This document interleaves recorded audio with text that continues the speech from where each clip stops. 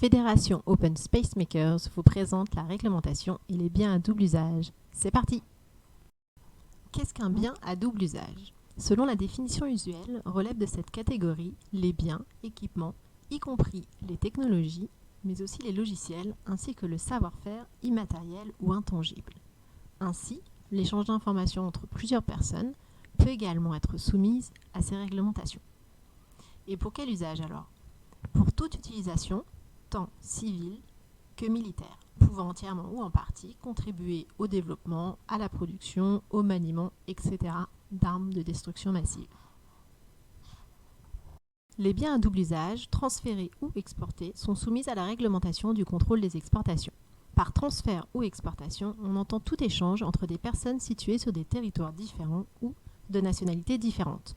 En effet, les procédures de contrôle prévues par le règlement européen sont différentes s'il s'agit de biens exportés vers des pays tiers ou transférés vers les États membres de la communauté.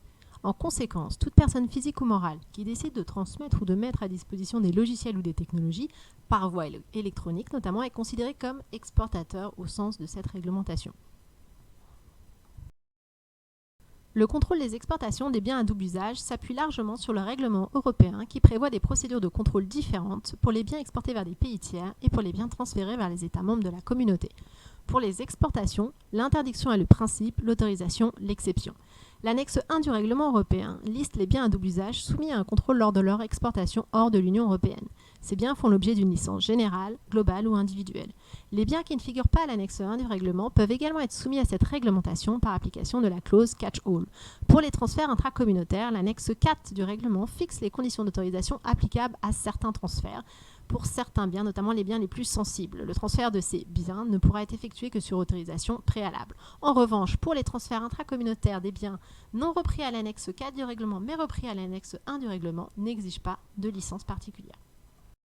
Voilà pour la réglementation et les biens à double usage. À bientôt!